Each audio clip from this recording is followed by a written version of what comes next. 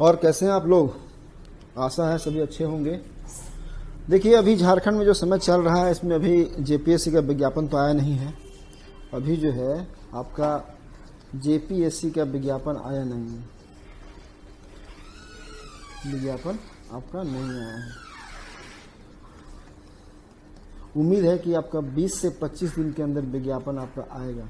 ठीक है, अब 20 से 25 दिन के अंदर विज्ञापन आपका आएगा तो तब तक बैठे रहना। तो थोड़ा सा हम बात कर लेते हैं यहाँ पे। चूँकि झारखंड में दो टाइप के दो वर्ग है आपका तैयारी करने वाला। एक तैयारी करने वाला जेएसएससी का है, एक तैयारी करने वाला जेपीएससी का है, और कुछ लोग तीसरा वर्ग है जो दोनों की तैयारी करने वाला है। जो जेएसएससी वाले तैयारी करने वाले सिर्फ हमको सिर्फ रहता है, मतलब जेएसएससी अपना जेएसएससी का फॉर्म आता है, उसको भरते हैं, चाहे उस कांस्टेबल का हो, उत्पाद सिपाही का हो, दरोगा का हो, सब इंस्पेक्टर का हो, सीजीएल हो, इंटर लेवल हो। तो ये जेएसएससी का वर्ग है, उसको सिर्फ मतलब जेएसएससी से। एक वर्ग ऐसा है भी है जो सिर्फ तैयारी करता है जेपीएससी का, मतलब वो जेएसएससी भरता ही नहीं है। तो मेनली आज हम बात करने वाले हैं उन लोगों के लिए जो सिर्फ फॉर्म भरते हैं जेपीएससी का। अब देखिए, विज्ञापन आया नहीं है, अभी 20 से 25 दिन या एक माह लेट हो सकता है। और ये डेड, इसको बोलते हैं डेड आवर, क्योंकि अभी इंटरव्यू जो है, इंटरव्यू लेने के बाद रिजल्ट इसका नहीं आया है। अब जब इंटरव्यू हुआ और इसका रिजल्ट अभी आया ही नहीं है, रिजल्ट हम लोग क्या कर, रिजल्ट वेटिंग में है। इसका मतलब कि 800 लोग जो इंटरव्यू दिए हैं उसमें से 252 लोग का चयन होगा, बाकी लोग बचेंगे। बाकी लोग जो असफल हो जाएंगे सो बाकी नए लोग होंगे, सब मिलकर जेपीएससी तैयारी शुरू कर देंगे। तो इसको बोलते हैं डेड आवर, इसको बोलते हैं डेड आवर। मतलब ये अभी जो समय है जब आपका इंटरव्यू खत्म हो जाए और जेपीएससी का विज्ञापन नहीं है, तो इसको बोलते हैं एक तरह से डेड आवर बोलते हैं, डेड टाइम चल रहा है ना। तो ये डेड आवर को कैसे उपयोग करें, आज इसके बारे में हम बात करने के लिए आए हैं कि आज अभी क्या किया जाए। तो तीन मुद्दों पे हम बात करना चाह रहे थे। पहला जो मुद्दा था, ठीक है, वो पहला मुद्दा था जेपीएससी पीटी पेपर 1, है ना। जो पहला मुद्दा था, थोड़ा सा मोटा पतला हो गया, उसको मोटा करो।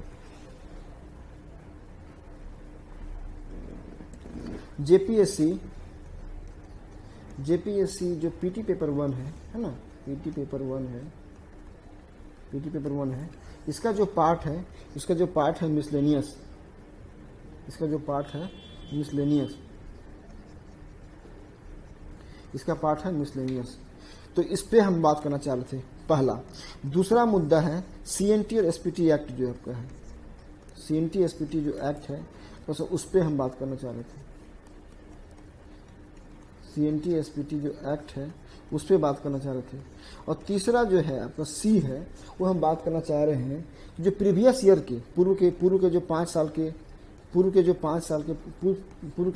के प्रश्न हैं उस पर बात करना चाह रहे थे। ठीक है, तो बारी बारी से हम तीनों मुद्दे पे, पहला मुद्दा, दूसरा मुद्दा और तीसरा मुद्दा पे हम बात करते हैं। ठीक है ना। सबसे पहले बात करते हैं पहला मुद्दा पे। पहला मुद्दा जो आपका है जेपीएससी पीटी पेपर 1 में जो टॉपिक है मिसलेनियस, इसका मुद्दा है। ये मुद्दा आखिर हम लाए क्यों, कहने का मतलब है, पहले तो ध्यान सुन लीजिए कि हम इसमें कहना क्या चाह रहे हैं। जो मिसलेनियस है ना, जो मिसलेनियस है 15 क्वेश्चंस इसमें पूछेगा। अब इसका होता क्या है, वास्तव में इसमें होता क्या है। इसमें मैक्सिमम लोग क्या करते हैं कि तैयारी इसकी उतने विस्तार से नहीं करते। देखिए, हिस्ट्री है पढ़ लेंगे, ज्योग्राफी है पढ़ लेंगे, पॉलिटी है पढ़ लेंगे, गवर्नेंस है पढ़ लेंगे, साइंस है पढ़ लेंगे, सारा कुछ पढ़ लेंगे। लेकिन इस टॉपिक को चूंकि अपना जो मेरा अनुभव है, अभी तक 10 साल का मेरा जो अनुभव है, 10 साल हम जो कोई बात कर रहे हैं तो ऐसे फर्जी बात तो कर नहीं रहे, जो मेरा 10 साल का अनुभव है ना, उस पर हम बात कर रहे हैं। कुछ टॉपिक को लोग हमेशा इग्नोर करते हैं, खास करके जेपीएससी पीटी पेपर 1 में ये टॉपिक है मिसलेनियस का, जिससे कि समझिए इसका महत्व कितना है। इसका महत्व इतना है कि इससे 15 सवाल, है ना, 15 क्वेश्चंस इसमें आपका पूछा जाएगा। और आप चाहें इसमें 12 से 13 सवाल आसानी से हल कर सकते हैं।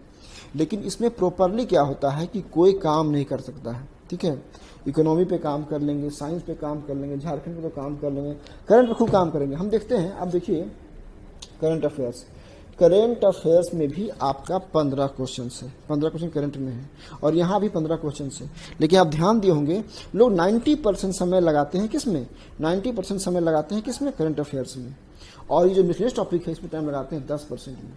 तो यही बात हम कहना चाह रहे हैं कि जो अभी आपका डेड आवर है, अभी जो आपका डेड आवर है, उस डेड आवर में मिसलेनियस में काम कर लिया जाए तो अच्छा होगा। जैसे एग्जाम्पल के लिए कुछ हम इसमें टॉपिक है, थोड़ा सा आपको याद दिला दें, वैसे आप लोगों को सबको पता ही है लेकिन फिर भी हम याद देना चाहते हैं। जैसे एग्जाम्पल के लिए इसमें क्या है, ह्यूमन राइट्स है, मानवाधिकार जो है, ह्यूमन राइट है, जो ह्यूमन राइट है उस पर आजकल हमेशा सवाल पूछा जा रहा है। मानवाधिकार उसकी एजेंसी जो काम कर रही है सो, इसका जो संवैधानिक जो महत्व है सो, या जो संवैधानिक में जो आर्टिकल दिया हुआ है उसके बारे में, अथवा इसका जो अधिनियम है उसके बारे में, अथवा जो झारखंड राज्य में या इंडिया में ह्यूमन राइट्स के लिए क्या क्या हो रहा है, इस पर थोड़ा सा काम कर लिया जाए तो। अब देखिए, ये तसल्ली से काम करने वाली चीज़ है, मतलब आसानी से बैठ के काम करने वाली चीज़ है।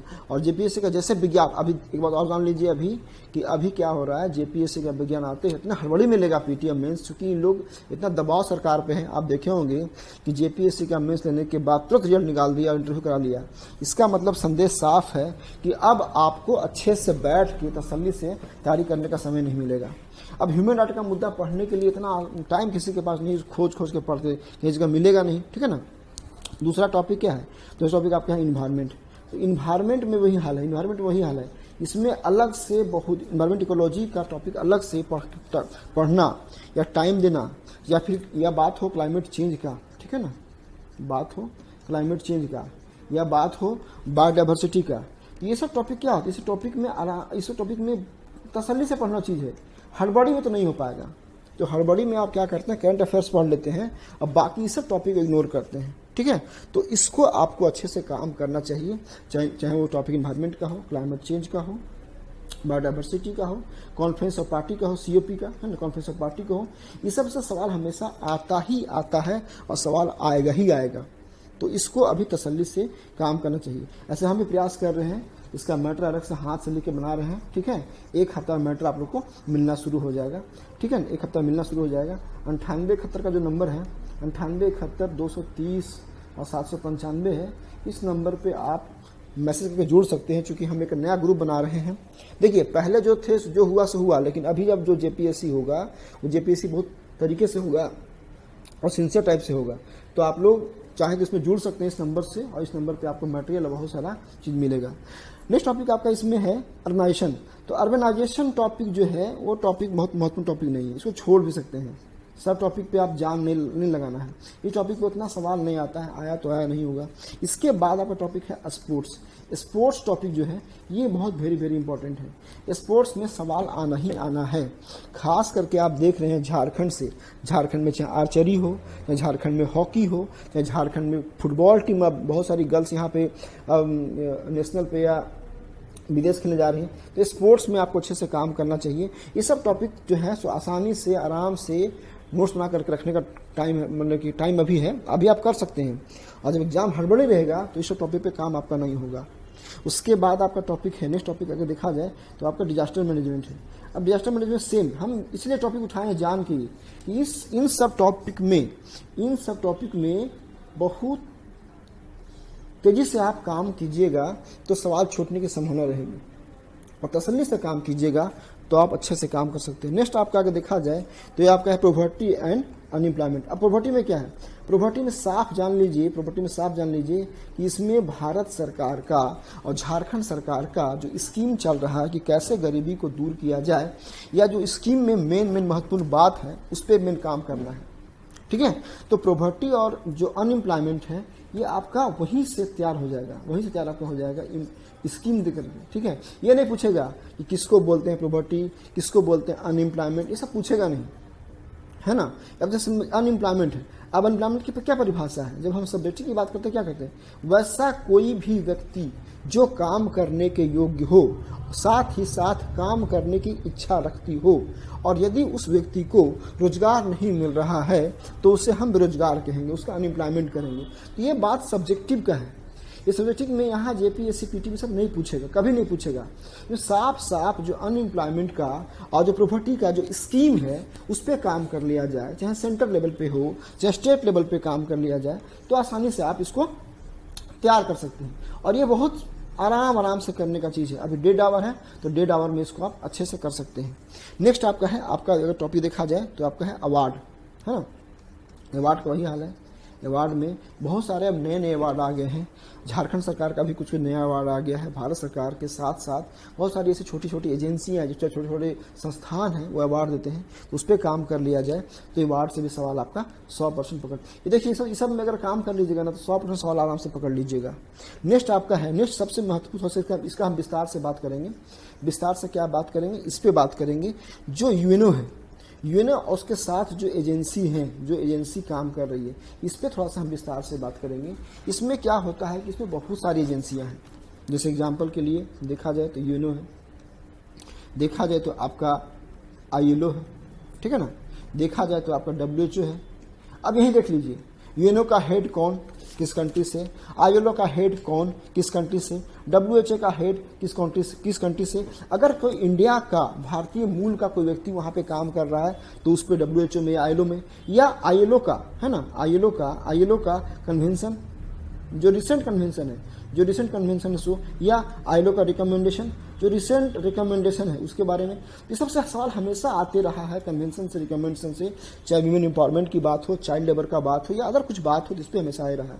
डब्ल्यूएचओ है, डब्ल्यूएचओ के बाद फिर आपका एफएओ है, एफएओ से सवाल हमेशा आते रहा है। यूएन आपका डीपी है, यूएनडीपी से सवाल हमेशा आते रहा है।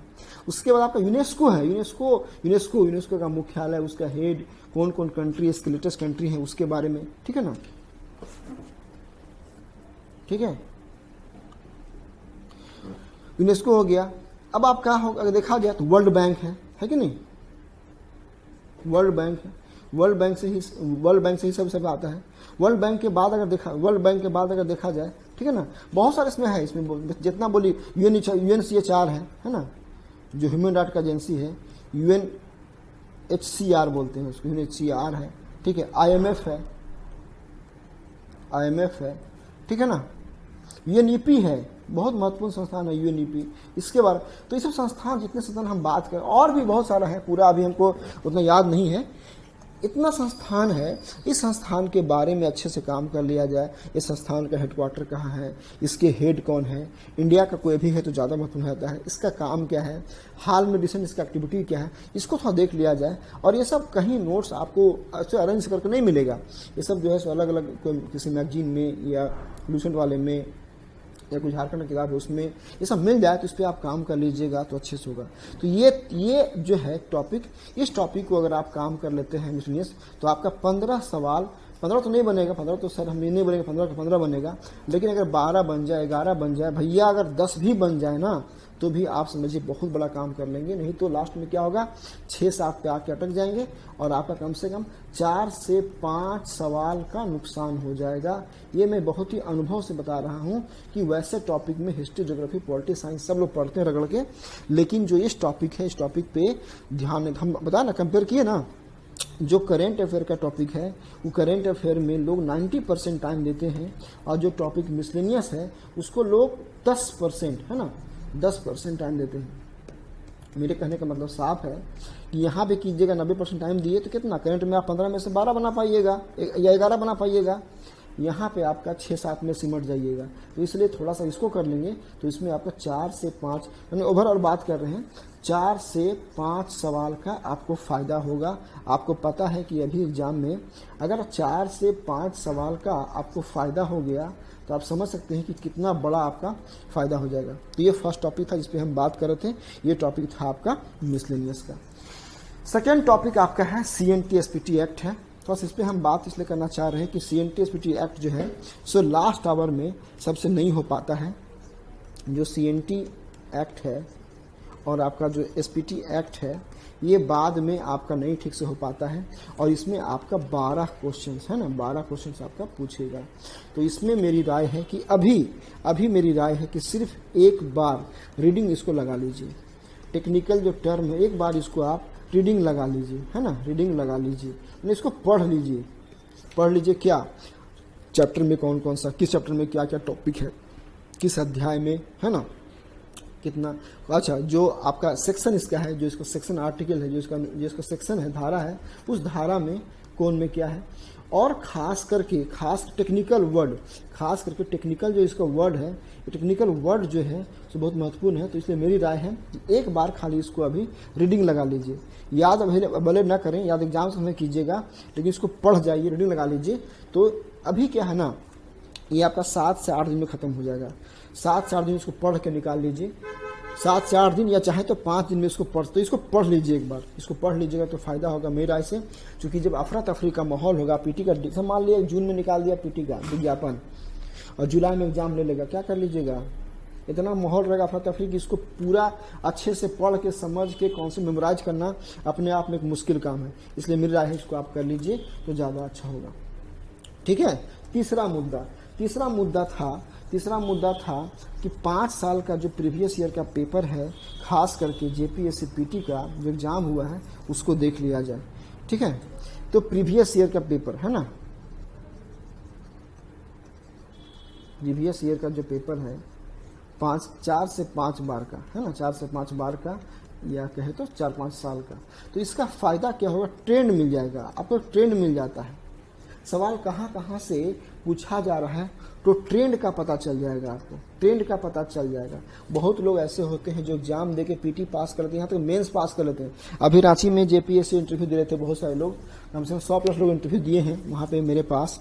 तो 100 लोग जो इंटरव्यू दिए जेपीएससी का, हम देखे नहीं क्या हालत है। बहुत सारा चीज़ पीटी वाला पूछते हैं, वो नहीं बता पाते हैं, भले इंटरव्यू दे रहे हैं, ठीक है, लेकिन पीटी का पूछते हैं। तो इससे फायदा क्या होता है प्रीवियस ईयर का कि आपको ट्रेंड मिल जाता है, आपको ट्रेंड का पता चल जाता है। आप ट्रेंड पता लगा लेते हैं कि भैया इसमें ऐसे सवाल आया है। और हो सकता है भगवान आपको शायद 2 से 3% जो सवाल है वो सवाल आपका रिपीट भी होगा, वो सवाल आपका क्या होगा, वो सवाल आपका रिपीट भी होगा। तो इसलिए मेरी राय है कि 5 साल का जो है वो कर लीजिए। तो आज जो आप लोग से बात करने मिलने का था वो 3 मुद्दों पे बात था। पहला मुद्दा क्या था? पहला मुद्दा था जेपीएससी पीटी पेपर 1 में जो टॉपिक है मिसलेनियस का, है ना, उसको आप लोग कर लीजिए, 15 सवाल पूछेगा। टॉपिक नंबर 2 था कि भैया जो सीएनटी एसपीटी एक्ट है उसका रीडिंग लगा लीजिए, पढ़ लीजिए, इसमें भी आपका 12 सवाल है, नहीं तो बहुत मुश्किल होगा। और तीसरा था प्रीवियस ईयर का पेपर, है ना, प्रीवियस ईयर का पेपर। इससे क्या होगा, आपको एग्जाम का ट्रेंड मिलता है। और खास करके नए बच्चे, अब देखिए जो पुराने हैं तो भैया पुराने हैं, ये पुराने तो मठाधीश बन गए हैं, तो पढ़ के इतना पढ़ लिए पीटी में से रिव्यू, उनको हम क्या सिखा पाएंगे जो ऑलरेडी तैयारी कर रहे हैं पहले से। लेकिन जो नए बच्चे हैं ना, उनके लिए बात है कि आपको ट्रेंड का आइडिया मिल जाएगा। और जब ट्रेंड आपको मिल जाता है तो फिर आप उसी दिशा में सही रास्ते पे, कहा गया है ना कि रास्ता सही होगा तो सफलता भी जल्दी मिलेगी। अब मान लिया देखिए 2 रास्ता है, एक रास्ता स्ट्रेट है, सीधे यहाँ से गए, आगे बढ़ते रहे, मंजिल मिल गई आपको। और ये रास्ता है जिग जैग, घूमते गए। तो जहाँ घूमते जाएंगे ना, वहाँ पे सफलता मिलना थोड़ा सा आपको मुश्किल होगा। इसलिए मेरी राय है रास्ता सही कैसे चुनेंगे? ट्रेंड। तो सब कोई टीचर नहीं, कोई कोचिंग नहीं, सबसे पहले ट्रेंड। तो ट्रेंड पकड़िए। ट्रेंड कहाँ से पकड़ेंगे? ट्रेंड पकड़ेंगे प्रीवियस ईयर के पेपर से, चाहे वो पीटी की बात हो, चाहे वो मेंस का बात हो या इंटरव्यू का बात हो, उसका टेम्परामेंट क्या है, क्या सवाल पूछ रहा है, उसको कर लेंगे तो ज़्यादा होगा। तो आज इतना ही, ठीक है। बाकी सीएनटी एसपीटी एक्ट में कुछ अगर समस्या हो तो मेरा यूट्यूब में बहुत सारा वीडियो पड़ा हुआ है, उसको जाकर देख लीजिए। खोटा का नया बैच हम शुरू कर रहे हैं। खोटा में इस बार हमारा धुआंधार समझ रिजल्ट हुआ है, धमाका हुआ है, बहुत बच्चे पास किए हैं खोटा में। तो खोटा का हम करने वाले हैं क्लास शुरू, ऑनलाइन भी और ऑफलाइन भी, है ना। आप लोग चाहें तो आप लोग क्लास कर सकते हैं। इतना तो दावा है कि खोटा में आपको बाकी लोगों से हम बेस्ट काम करके देंगे। इस बार मेरा रिजल्ट भी काफ़ी अच्छा आया है। ये हो गया जेपीएससी पीटी का बैच शुरू हो रहा है, ठीक है ना। तो क्लासेस ऑनलाइन अगर करना हो तो ये इस नंबर पे आप संपर्क कर सकते हैं। बेस्ट टीम काम कर रही है, 9599624827, ठीक है। और 9871 का जो नंबर है उस पर आप मैसेज कीजिए तो आपको हम ग्रुप में जोड़ देंगे, 98230795। एक थोड़ा सा हमको खेद है, उससे क्षमा मांगना चाहेंगे। कुछ लोगों का मैं थोड़ा सा 3-4-5 लोग ऐसे हैं जिनका मैटर का काम मैं फंसा कर रखा हूं, तो उसको मैटर बहुत जल्दी दे देगा। 4-5 लोग ऐसे हैं जिसका मैटर का काम हम फंसा दिए हैं, नहीं दे पाए हैं, थोड़ा सा इंटरव्यू था, तो मैटर जिसका है वो सबको मिल जाएगा। मेरे विश्वास बनाए रखिए, हम मैटर नहीं दे पाए हैं, बहुत जल्दी दे पाएंगे। ठीक है, यूट्यूब पे लोग आते हैं, आप कुछ उल्टा पलटा बोलना शुरू कर देते हैं, तो उनके लिए भैया कि हम आपका जो काम फंसा कर रखें बहुत जल्दी कर देंगे, मैटर मिल जाएगा। और बाकी ऐसा कोई नहीं, हम लोग 99% तो नहीं ले कहेंगे, लेकिन 90% हम लोग कोर्स पूरा करने वालों में हैं। आप पता लगा लीजिएगा कोठा भाषा में सबसे पहले और सबसे फास्ट कोर्स कौन पूरा किया था और एग्जाम के लिए खुद से कौन तैयार किया था। ठीक है, तो आज के लिए इतना ही। All the best.